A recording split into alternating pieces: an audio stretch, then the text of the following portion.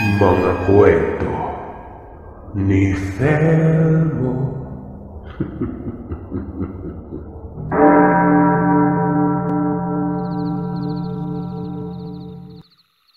Mapagpalang araw sa inyo, Sir Seth. Ako ito si Ray. Magbabahagi ng karanasan na hango sa tunay na pangyayari. Sa puntong ito, ang ibabahagi ko naman sa inyo ay ang karanasan ng kaibigan ko na pangalanan na lamang nating Kimboy. Isa po siyang mekaniko. Para maging madali yung kwentuhan, ay ibabahagi ko ito sa paraang parang si Kimboy na rin yung nagkikwento. So bali ito na. Nangyari ang karanasan namin na ito noong mga panahon na nakatira pa kami sa probinsya ni Mama sa may Cotabato. Mag-isa lang kaming binubuhay ni Mama mula nung namatay yung tatay ko dahil sa sakit. Bukod sa akin, ay may dalawa pa akong kapatid na isang 8 taon at isang 6 na taong gulang. Ako yung panganay. Hindi ko nasasabihin kung saang eksaktong parte sa Cotabato ito nangyari. Ang barangay naman kung saan kami nakatira ay medyo may kalayuan mula doon sa may sentro. Yung tipong kailangan pa ng 2 sakay ng tricycle, marating lamang yung barangay na yon. Meron namang alternatibong ruta, yun nga lang, ang tanging sasakyan lang na pwede dito ay yung kung tawagin sa amin, Skylab. Itsurang haba lamang din ito na nilagyan ng bracket sa bawat gilid na siya namang sinasakyan ng pasahero. Para may idea kayo kung ano ang itsura nito, ay pwede itong i-google na feature na rin ito sa kapuso mo, Jessica Soho. Yung mga driver naman ng Skylab ang madalas naming customer doon sa shop na pinagtatrabahuhan ko. Kakasimula ko pa lamang noon sa pagiging mekaniko. Kahit payak lang yung pamumuhay doon sa barangay namin, ay masasabi ko namang sobrang saya mabuhay sa lugar. Kahit sabihin pa nilang simple lang. Isang partikular na buwan noon, ang dating payak at tahimik naming barangay ay bigla na lang nabulabog dahil sa iba't ibang pangyayari. Gabi-gabi kasi ay nakakarinig kami ng mga pag-alulong galing sa isang misteryosong aso. Sobrang nakakatakot yung boses ng aso na parang katulad sa mga napapakinggan sa mga nakakatakot na drama sa radyo o sa mga pelikula. May mga kabarangay rin kami na iniuugnay nila sa mga malapit nang mamatay yung bawat pag-alulong ng aso na to. May mga nagtangka na rin na hulihin yung aso pero sobrang ilap umano nito at pagtuwing hahabulin daw nila yon, sa hindi malamang dahilan, ay kusa na lamang itong nawawala. Ilan naman sa mga kabarangay namin yung nakakita na sa aso. Unahin ko na dito ay itong si Mang Undoy.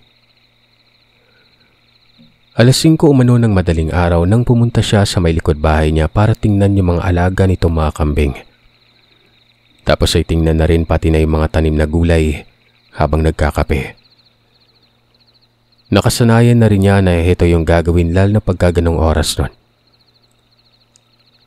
Bigla daw siyang may napansin dun banda sa may taniman ng sitaw. Para kasing may gumagalaw. Nung lapitan niya ito ay bigla na lamang umanong may lumabas na isang itim na aso nun. May kalakihan yung aso na yon. Patulis yung mukha pati yung tenga. Naglalaway din umano ito at umaangil nun. Dumaan ito sa may tapat ni Mang Undoy. Hindi umano makagalaw si Mang Undoy dahil sa labis na takot. Tiningnan lamang umano siya ng aso habang dumadaan ito sa harapan niya. Kung hindi pa nahulog yung timplang kape ni Mang Undoy sa paa niya, ay hindi pa siya makagalaw. Kaagad naman siyang pumasok sa bahay nila. Tapos ay sinabi yung nakita niya sa pamilya niya. Sunod naman na pinagkitaan ng aso ay ang magkaibigang sina Burog at Bangis. Mga palayaw nila ito. Kilala yung dalawa na magkababata at magkaibigan. Kilala rin po sila sa barangay bilang mga lasenggo. Basta may inuman, hindi talaga mawawala tong dalawang to. Kung saan may kasiyahan at may painom, matik, naroroon sila.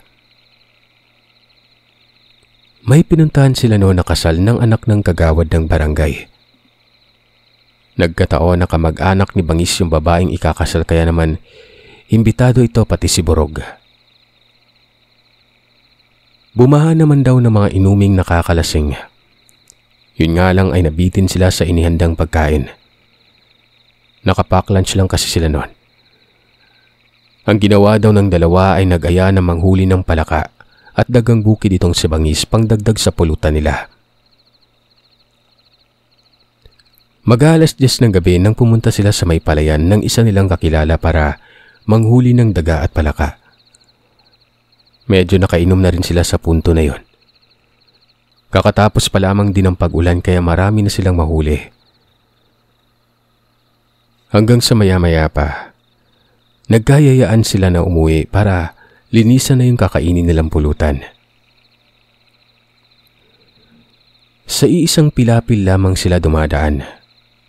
Isang flashlight lamang yung tanging ilawan nila. Sobrang dulas din ng pilapil dahil nabasa nga rin ito ng ulan noon. Walang ano-ano. Merong biglang napansin si Burog sa may hindi kalayuan. Meron siyang nakita na parang kalabaw na naglalakad sa may pilapil. Sobrang itim nito. Dito nga ay tinawag niya si Bangis para ipatingin din sa kanya yung nakita nito. Laking gulat nila. Dahil sa hindi pala yun kalabaw, kundi isang aso. Isang nakakatakot na aso. Kaagad silang napaatras at patakbong dumaan sa may pilapil. Dahil sa dulas ay hindi na nila bilang kung ilang beses na silang nadapa habang tumatakbo nun. Sa puntong din yun kasi ay nakita nila na papunta na sa kanila yung nakita nilang nilalang na yon. Nabitawan na rin nila yung dala nilang sako. Halos mangiyak-ngiyak umano silang dalawa habang tumatakbo at hinahanap kung saan pwede magtago nun. Maya-maya pa, sa bandang dulo ng sakahan, ay may nakita silang isang lumang bahay. Plano sana nilang dalawa na pumasok at magtago sa bahay na yon. Pero hindi na rin nila yon magagawa-gawa ng ilang dipa na lamang yung aso sa may likuran nila. No choice sila noon kundi tumalon na lamang doon sa lumang balon na nasa likod bahay lang. Pareho silang dalawa na hindi marunong lumangoy. Kaya sobrang swerte nila dahil hanggang tuhod lamang talaga yung tubig doon. Hindi na sila sinundan pa ng nilalang. Nagpaikot-ikot na lamang ito sa balon habang umaangil. Takot naman daw silang dalawa habang hinihintay kung kailan aalis yung aso na yon. Doon na lang sila napanatag nang sa tingin nila ay wala na yung aso. Nawala na rin umano yung tama nila ng alak sa punto na yon. Ang pinakanatakot umano ay itong si Bangis. Dala ng labis na takot. Napadumi at sumuka umano ito sa loob ng balon. Walang magawa si Burog kasi hindi rin talaga siya makaakyat nun. Isipin nyo na lang kung gaano kabaho at kadiri doon. Tiniis nilang dalawa yung ganong kalagayan hanggang sa may nakakita sa kanila tanghali na umano ng mga sumunod na araw. Yung sunod naman na nakakita doon sa aso ay si Ate Joy. Isa itong midwife na naka-duty sa barangay health center. Mag-isa lamang daw noon si Ate Joy sa center dahil maagang umuwi yung mga kasama niya. Sakto naman na may pasyente na kakapanganak pa lang. Binabantayan daw niya yung sanggol ng mga bandang alas 12 na ng hating gabi. Nang makaramdam siya ng gutom. Lumabas at bumili muna siya ng barbecue doon sa tapat na may basketballan. Pagbalik niya, gulat na gulat siya nang nakita niya yung aso na animoy parang pinipilit na abutin yung sanggol mula sa bintana. Dali-dali naman siyang sumigaw at humingi ng tulong nun. May mga kalalakihan naman na agad na patakbong lumapit kay Ate Joy. Mas lalo siyang sumigaw gawa ng nakuha na nung aso yung baby. Dali-dali naman itong hinabol ng mga lalaki. Mabuti na nga lang at nabitawan ng aso yung sanggol na ito. Ligtas naman ito yung nga lang nagkaroon ng sugat sa bandang ulo at kamay. Siyempre galit na galit yung tatay ng bata sa nangyari nun. Isa pa naman itong dating sundalo. Ang ginawa naman ito ay tuwing gabi, nagro-ronda ito kasama ng iba pang kalalakihan. Hanggat may nakikita siyang aso na pagala-gala sa daan, ay pilit niya itong papatahin kahit pa yung alam mong hindi yung asong umaatake sa anak niya. Hindi naman namin masawa yun. Gawa ng naguhurmentado eh. Kaya naman madalas ay hinahayaan lang namin. Naging malaking balita sa buong barangay yung nangyari sa health center. Dumating nga sa punto na pati sa pinagtatrabahuhan kong shop, napagkwentuhan din ito. 2 driver ng Skylab yung nangkwentuhan. Kilala ko yung mga ito kaya sumingit na ako sa usapan nila. Kuya Jun, Kuya Marvin, totoo pala talagang nangyari yun sa may health center? Abay, kung hindi ko lang narinig sa inyo yun, iisipin ko talaga na gawa-gawa lang yun ng mga kabarangay natin. Delikado pala talagang aso na yan, no? Sabi ko. Totoo yun, Kimboy. Alam niyo, sa tingin ko, gagawa ulit ng kalokohan yung aso na yan eh. Hindi natin alam, baka sa susunod na mga araw, yung mga alaga nating hayop o baka pati maliliit na bata dito at takihin na niyan. Sabi naman ni Kuya Jun. Pwede talaga mangyari yan, pare. O Kimboy, sa susunod na ronda ay napag-usapan namin itong si Jun na sasama kami. Ikaw ba? Sumama ka na rin. Mas marami tayong maghanap dun sa aso. Mas madali natin mahuhuli yon. Ani naman ni Kuya Marvin. Ang tanging nasagot ko lamang, Naku, Kuya. Gusto ko sana sumama kaso hindi ko pa kasi kayang iwan si nanay. Alam niyo naman galing yun sa disgrasya dahil ng pagkahulog sa kalabaw. Hindi kanya kaya yung mga gawaing bahay. Nakasaklay pa nga siya hanggang ngayon eh. Tutulong pa rin naman ako. Sasabihin ko kaagad kayo pag may nakita akong aso kakaiba sa paligid ha. Doon sa ronda pas muna ako, Kuya. Lumipas pang ilang linggo, pero hindi pa rin mahuli-huli yung aso na yon. Isang partikular na araw, biglang bumisita ang kapatid ni nanay na si Tio Toto sa bahay. May dala itong pasalubong na isang bulig na saging, tapos prutas na langka. May dala rin itong mga lumang gasera tapos di bateryang flashlight nun. Kaya pala ito dumalaw para ibalita sa amin na magkakaroon daw na ilang araw ng brownout sa buong barangay. Meron daw kasi lilipat na mga poste ng ilaw. Kailangan naman na namin maghanda ng mga pagkain at gaas sa susunod na mga araw nun. Huwag na rin umano kaming gagala pagkagabi. Yun na rin bali yung ginawa ko. Nung dumating na yung araw na magkakaroon ng brownout, medyo nahirapan kami ng una. Sobrang hirap kasing matulog gawa ng sobrang init lalo na sa gabi. Para naman kahit papano ay makatipid kami sa gas ng gasera. Ang ginagawa ko ay gumagawa ko ng bonfire sa labas ng bahay. Pati na rin sa likod, katulong yung mga kapatid ko. Dagdag ilaw tapos pangtaboy na rin sa mga insekto yon. Ginagawa namin yun pagkahapon o pagkabandang gabi na. Nung pangatlong gabi ng brownout, nagpaalam ako kay nanay na pupunta ako sa last vigil ng kabarangay namin na namatay. Dati rin itong kagawad ng barangay noon. Ayaw pa sana ako payagan ni nanay, pero pagkasabi ko na may makakasama ako papunta doon ay pumayag na rin ito. Ang mga kababata kong sina Kanor at Gideon ang sasama sa akin papunta doon sa namatay. Ang usapan ay magkikita kami sa plaza na nasa tapat ng barangay hall. 7:00 ng gabi yon. Nahuli ako ng dating. Buti na nga lang ay naabutan ko pa sila na papaalis na. Bigla akong tumakbo papunta sa kanila sabay ginulat ko sila ng pagsigaw. Walang hiya! Ikaw na pala yan, Kimboy! Ba't ngayon ka lang? Pinagkakagat na kami ng lamok dun sa plaza kala namin di ka na dadating. Sabi ni Kanor. Ba't ang tagal mo? Usapan 7:00, anong oras na Ngayon ka lang dumating? Patawa-tawa lamang ako habang sinasabi sa kanila na pasensya na mga tol. Kailangan ko pa kasing pakainin yung mga kapatid ko Tumulong din ako kay nanay sa gawaing bahay. Huwag na kayo magtampo. Dumating naman ako Teka, madami pa kayong dalang pamusta?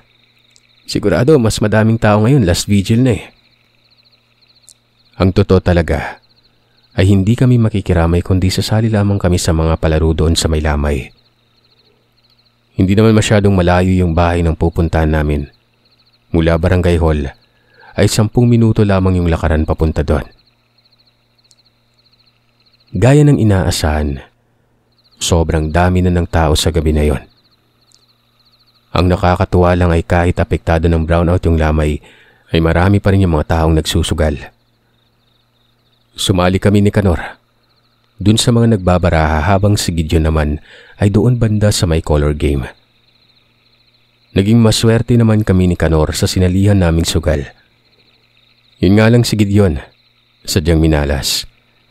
Malapit na rin maubos yung pamusta niya. Mag-alas 12 na ng gabi nang nagkayayaan na kami na umuwi nun. Hindi kami makadaan sa bandang harapan ng bahay nung may lamay. Madami na kasi yung mga nagsusugal at nagiinuman sa parte na yon. Bukod doon ay meron pang mga nagtayo ng tent. Doon naman matutulog yung ibang kamag-anak na hindi na magkasya sa loob ng bahay.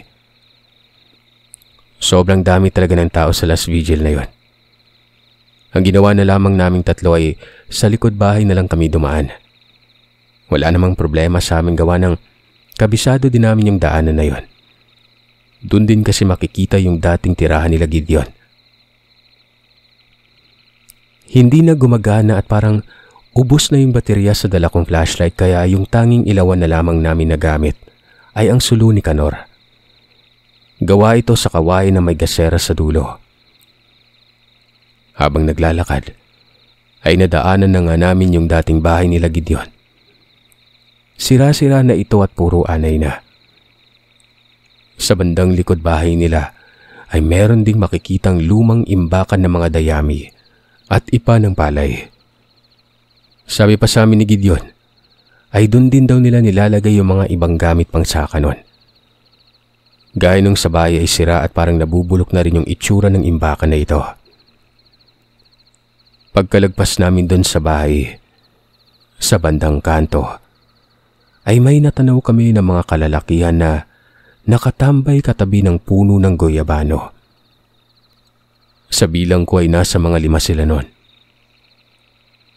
Nakapagtataka lang gawa ng napakadilim sa parte na yon, na animoy para rin silang may inaabangan na kung anuman. Isa pa sa napukaw ng pansin ko ay may 2 silang kasama na walang damit pang itaas. Madaling araw na yon at maginaw. Kaya magtataka ka talaga kung bakit sila nakahubad at pawisin pa yung katawan. Pareho kaming 3 na medyo patpatin pa yung katawan kaya kung gagawan man kami ng masama ng mga lalaki, siguradong yari kami. May pagdududa na rin ako nun, Sir Seth, na masasamang tao yung mga lalaki na yon. Binulungan ko na lamang yung 2 kong kasama na bilisan na lamang namin yung paglalakad at kung maaari ay wag na naming tingnan yung mga lalaki na ito. Paglagpas namin, bigla na lang may isa sa kanila yung biglang tumawag kay Kanor. Teka boy, sandali. Pasindi nga dyan sa hawak mong sulo. Dali-dali namang lumapit si Kanor para ipasindi yung sulo sa sigarilyo nito. Tapos nun, nagwika bigla yung lalaki na, Gabing-gabi na, Nasa labas kayo. Ingat kayo pag-uwi mga boy ha. Maraming loko dito. Hindi na kumibo si Kanor. Sa halip ay bigla lang siyang tumalikod at halos patakbo itong lumapit sa amin. Nung nakalayo na kami, dito na kami nagbulungan. Sinabi ko talaga na iba yung kutob ko sa mga lalaki na yon. At sa tingin ko ay hindi talaga gagawa na mabuti. Laking gulat na lang namin ang paglagpas namin dun sa pangalawang kanto ay nakita ulit namin yung mga lalaki na ito. Sa halip na nasa gilid na ito ng daan, nasa gitna na yung mga yon.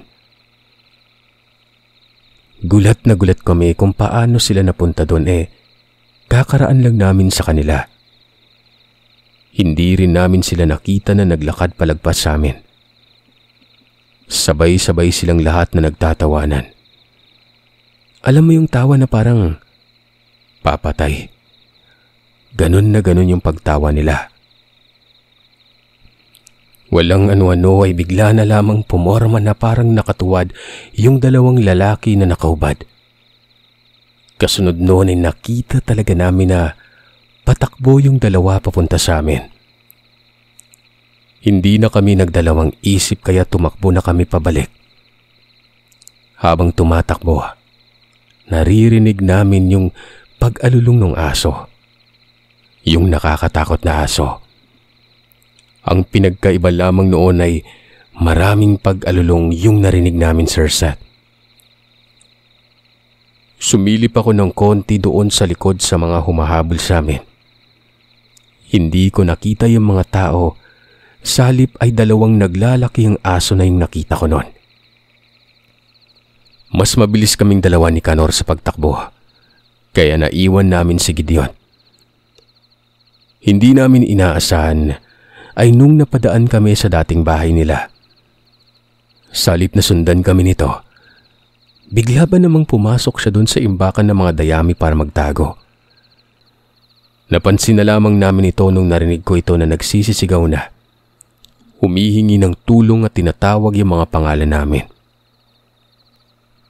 Sabi ko, balikan namin siya para tulungan. Hindi rin naman nagdalawang isip si Kanor. Nabutan nga namin siya na kinukuyog ng dalawang aso. May kumakagat sa jacket niya, habang yung isa ay kagat-kagat naman ang paa nito. Dali-dali kong kinuha yung dalang sulo ni Kanor. Inihampas ko ito sa nilalang na kumakagat doon sa jacket. Si Kanor naman ay may nakitang lumang bote ng pesticide sa gilid. Binato niya ito doon sa isa pang aso. Sakto namang natamaan ang mukha nito. Nabasag yung boteng yon. Siguro ay mahapdi yung pesticide kaya napahiyaw talaga yung nilalang. Hinampas ko pa ng isa pang beses yung isang aso kaya natapon yung gasera na nasa sulunon. Kumalat yung gas. Sakto at doon ito kumalat sa may mga dayami kaya biglang sumiklab ng mabilis yung apoy na yon. Dali-dali na naming hinila si Gideon na noong mga panahon na yon ay medyo nangihina at namimilipit sa may sakit. Mabilis kaming tatlo na lumabas sa imbakan gawa ng lumalaki na rin yung apoy. Napagtanto namin na yung naiwan na lang sa loob ng imbakan ay ang mga asong umatake sa amin. Maya-maya pa, may ilang kalalakihan ang bigla na lang dumating. Galing pa mga ito sa kabilang sitio, habang yung iba naman ay galing sa lamay na pinuntahan. Nagpuntahan sila para tingnan kung ano yung nasusunog na yon. Sabay-sabay kaming nakarinig na mga lalaking humihiyaw. Kasunod noon ay ang dalawang figura ng tao na nasusunog ang bigla na lamang tumakbo palabas doon sa nasusunog na imbakan, patungo sa may parte ng kakahuyan. Ilan sa mga kalalakihan ang nagtangka na habulin ng mga yon. Pero natigilan sila nang sinabi namin na may mga kasama yon. Delikado at baka saktan din sila ng mga kasama nito. Dali-dali nilang inapula yung sunog gamit yung tubig galing kanal at doon sa balon. Unti-unti na ring dumadagsa yung ibang mga tao. Nagpasya kaming dalhin itong si Gideon sa manggagamot na albularyo. At maswerte naman siya at puro galos at sugat lamang yung natamo niya. Sa paglipas ng mga araw, wala pa rin makakapagsabi sa amin kung sino yung mga lalaking nakaengkwentro namin. Maaari o manong taga-kabilang bayan pa daw ang mga ito. Meron daw kasing usap-usapan na merong gumagalang aswang sa parte ng bayan na yon. Ano't ano pa man, ang tanging maganda lang sa nangyari ay wala nang pagala-galang nakakatakot na aso sa lugar namin. Pagkatapos nun, may nagsabi na maaaring aswang din yung mga lalaki. Yun na rin bali yung naisip ko gawa ng kita ko nga na nagbago yung itsura nila sa pagiging aso eh. Nagkaroon ulit ng pagroronda. Pero paglipas lamang ng ilang linggo, natigil na rin gawa ng unti-unting nagkakaroon ng modernisasyon sa barangay namin. Dumarami na rin yung mga tao noon.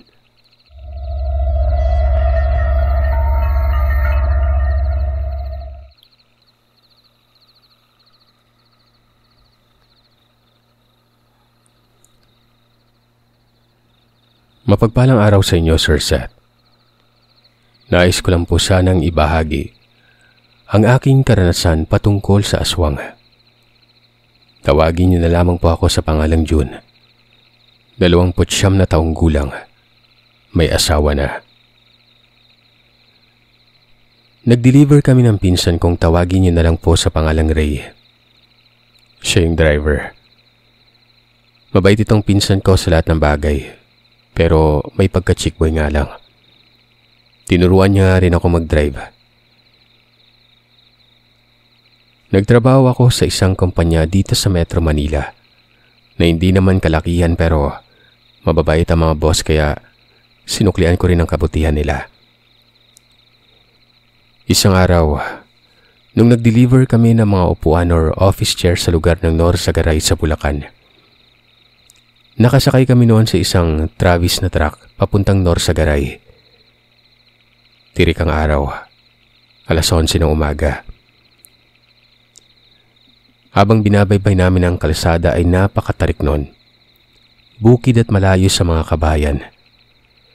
Napakatahimik ng lugar na yon. Kaya nung makarating kami sa lugar na aming pinuntahan kung saan kami magdi-deliver, ay hindi namin inaasahan na sobrang may pagka nakakatakot ang lugar. Malaking kumpanya itong pinagdelivera namin, Sir Seth. Mataas ang bakod.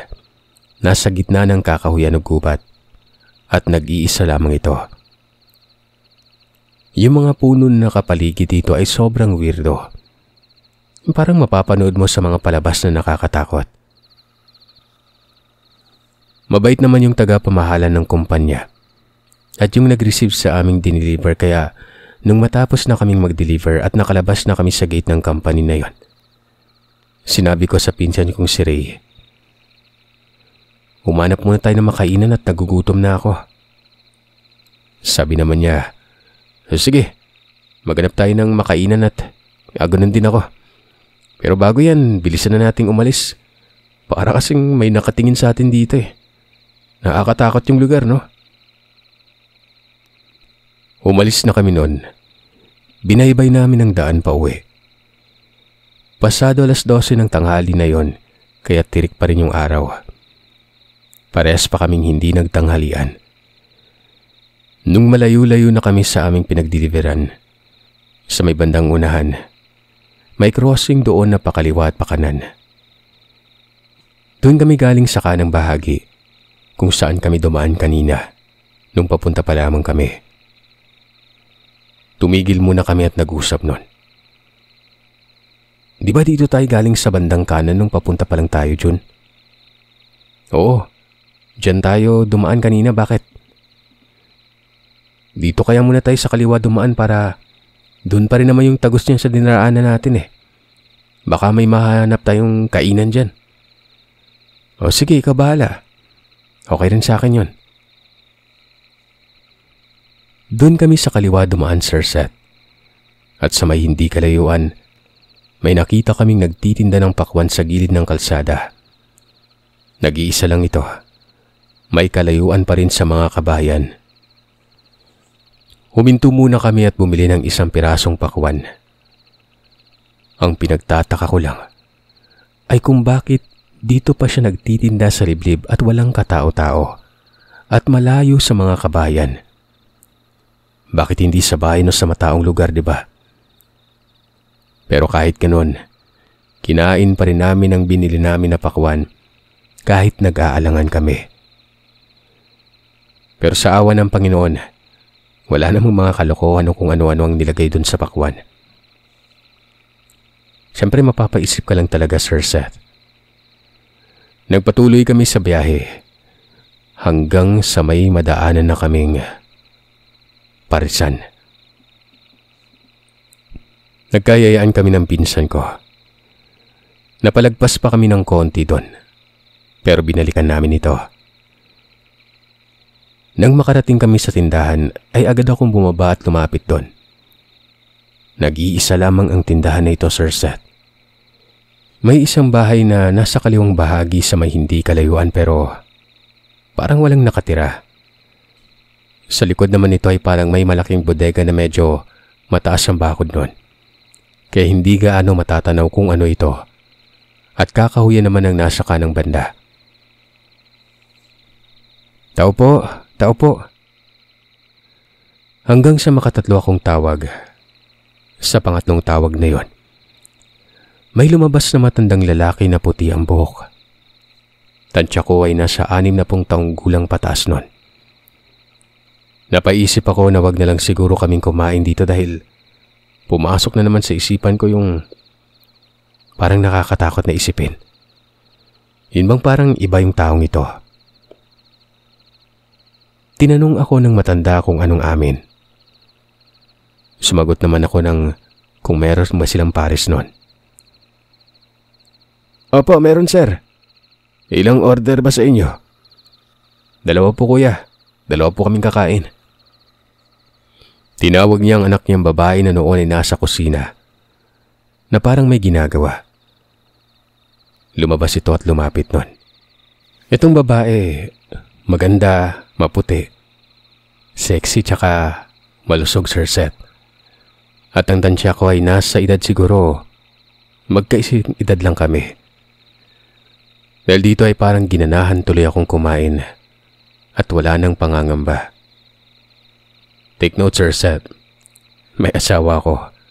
Ayoko magloko. Ano lang, parang humanga lang ako sa kagandahan itong babae na to. Weh. Kaya yon, tinanong niya ako. Ilang pares po, sir? Sagot ko naman ay 2. Napatitig ako sa mukha niya na siya namang pag-iwas sa pagtitig niya sa akin at tumiretso kaagad siya sa may kusina at kumuha ng 2 mangkok nun. Nilagyan niya ito ng karne. May sibuyas na rin ang nilagay. Binalikan ko si Ray at sinabi ko sa kanya na, "Tara na Ray, bumaba ka na dyan at kakain na tayo." "Sigurado ka? Parang nakakatakot naman kasi dito eh. Nag-iisa lang yung tindahan dito at wala pang kapitbahay. Nasa gilid nga ng kalsada pero wala namang katao-tao, di ba? Tayo lang kumakain." "Kaya nga eh. Pero okay lang yan. At least maganda naman yung magsiserve sa atin." Pabiro kong sinabi sa kanya. Nung marinig niya ang sinabi ko ay nang laki kaagad ang tenga niya. Dahil may pagka-chick boy din talaga tong pinsan ko. Kaya't walang pag-alinlangan at sinabi niya na, "Oh, tara na. Ano pang hinihintay mo?" Nagmamadali na itong pumunta at tumupo sa may lamesa. Doon kami umupo ng magkaharap nun sa may labas na lamesa. Siya namang paglabas ng magandang babae na naghahanda ng 2 order ng pares para sa amin. Ang ipinagtataka ko, kung mainit na sabaw pa bang nilalagay niya sa mangkok na wala namang baga o apoy. Kahit umuusok man lamang ang malaking kaldero na nakapatong sa may malaking kalan. Hindi ito kalan na electric, kundi yung kalan na panggatong ang ginagamit sa pagluluto. Ang nakikita ko lamang doon ay may nakalagay na isang malaking panggatong pero walang apoy, baga o usok. Sa tingin ko nga ay parang gabi pa ginagamit yung panggatong na yun dahil wala talagang baga. Pero nung binuksan niya ang malaking kaldero, laking gulat ko na umuusok naman pala yun at mainit din ang sabaw na nilagay niya sa pares na ito. Kaya nung matapos na siyang maganda ng 2 order, ay binigay niya na sa amin yon. Kumuha rin siya ng 2 kanin na nakalagay sa mangkok dahil may kasama ng kanin kapag bumili ng pares at nilagay niya rin sa lamesa kung saan kami nakaupong 2. Dali-dali na siyang pumasok sa loob ng bahay kung saan naroroon din yung papa niya na matandang lalaki. Sunod-sunod ang naging pagtataka ko dahil yung mga sangkap nila, puro lanta na yung sibuyas na nilagay ng babae. Yung kalamansi lanta na rin, na importante pa naman sana. Parang piniga mo yung kalamansi tapos buto na lang ilalabas. Konti na lang yung katas at hindi pa maasim nun. Kaya nung tinikman na ni Ray yung pares na nilagyan niya ng chili sauce o hot sauce, bigla itong napaubo at sinabi sa akin na, "Jun, konti lang ilagay mong chili sauce. Konti lang nilagay ko eh. Napakaanghang." Ganun ba? Pero masarap ba yung lasa ng pares? Tanong ko sa kanya. Oo, masarap yung sabaw. Ginawa ko rin naman ang sinabi ni Ray na konti lang ang ilagay kong chili sauce. Pagtikim ko ng sabaw, bigla rin akong napaubo at hindi ko akalain na ganun kaanghang yung chili sauce na ito. Agad akong tumayo, kumuha ng 1 basong tubig para uminom. At sabay naman itong pagtawag nitong matandang lalaki na nasa loob na. Pinapanood kami habang kumakain. Inalok niya kami kung gusto pa namin ng sabaw nun.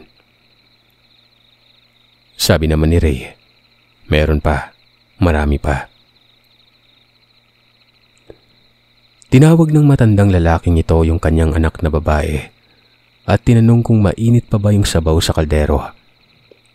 Oo naman ito, na kumukulo at umaapaw pa umano yun. Bumalik na ako sa kinakainan ko at napaisip. Kumukulo at umaapaw. Paano nangyari yun eh? Sinabi ko naman sa inyo na walang kahit konting baga, apoy o usok sa nag-iisang panggatong na nilagay niya sa kalan. Kaya papanong kumukulo yun? Medyo nagtakat kinabahan na ako kaya nung tingnan ko si Ray na patuloy lamang sa pagkain ng pares, kumain na rin ako. Pero ang ipinagtataka ko, kulay pula yung karne nun, Sir Seth. Maliliit ang hiwa nito. Nakiris talaga ako nun pero siguro dahil na rin sa gutom na gutom ako, kumain talaga ako nun. Tinikman ko ito. Napakatigas at makunat. Pero masarap. As in masarap yung karne na yon.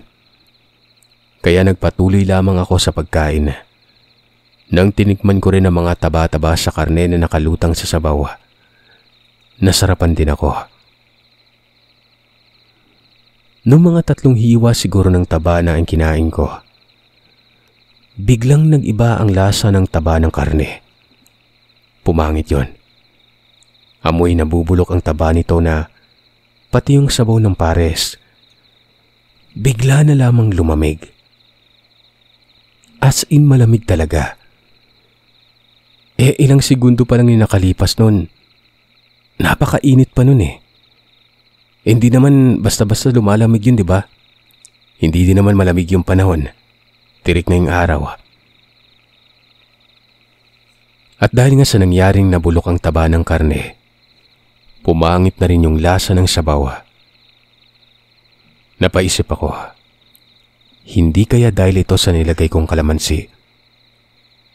Dahil doon ay hindi ko na kinain yung taba. Yung kanin na lamang na mainit ang kinakain ko na may nilagay din ng babae na parang fried garlic ba yun o parang hindi din kasi hindi naman lasang bawang eh. Nasarapan naman ako sa kanin.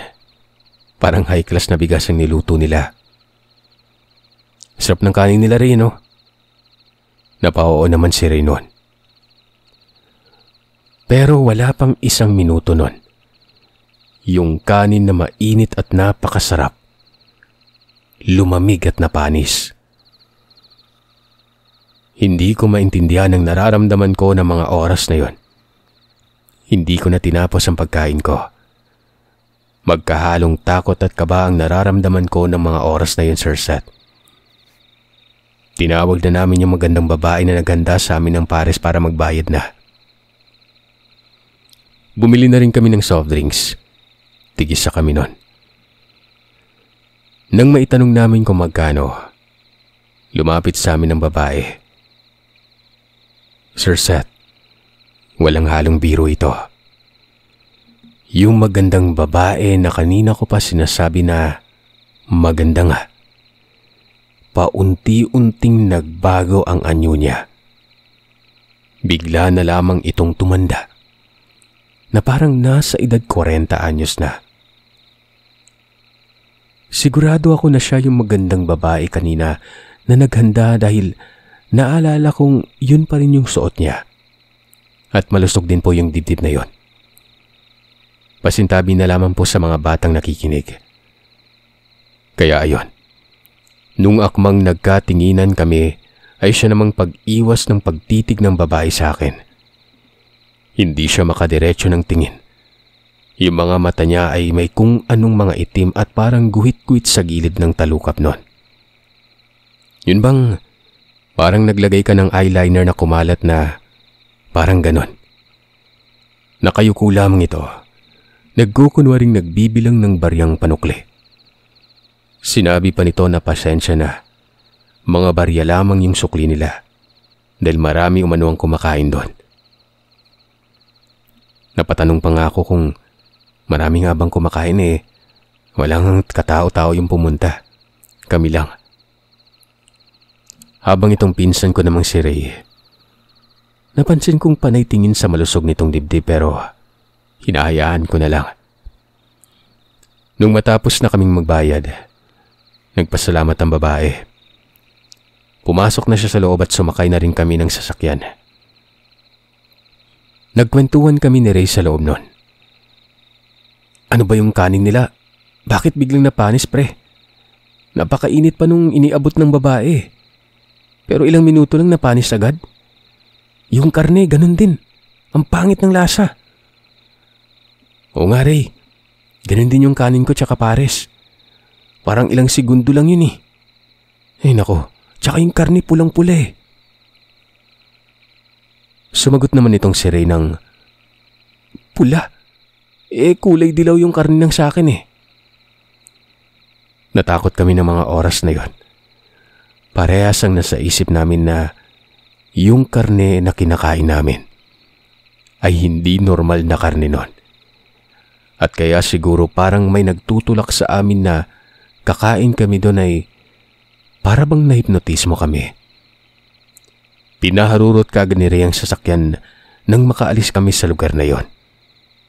Pagdating namin sa opisina, kung saan kami nagtatrabaho, ay ikinuwento rin namin sa mga kasama namin ang naranasan. Pag-uwi ko sa bahay, lagi ko pa rin naiisip ang aming kinakain nun. Na-curious talaga ako kung ano yon at tinawagan ko ang mama ko sa probinsya. Sinabi ko sa kanyang tungkol dito. Tinanong ko rin si mama kung niyanggaw ba kami noon dahil ang lolo ko ay isang kilalang mananambal o tambalan sa Bisaya. Ayon naman kay mama, hindi naman daw tatalabang pagyanggaw kung dalawa kami ang kumain, tapos ay may kalamansi pang pangontra. Depende na lamang daw kung mahina ang presensya. Pero sa awa ng Panginoon, wala namang nangyari sa amin noon. Ang ipinagtataka ko lang, kung aswang ba talaga ang nagtitinda ng parisan sa Minor Sagaray.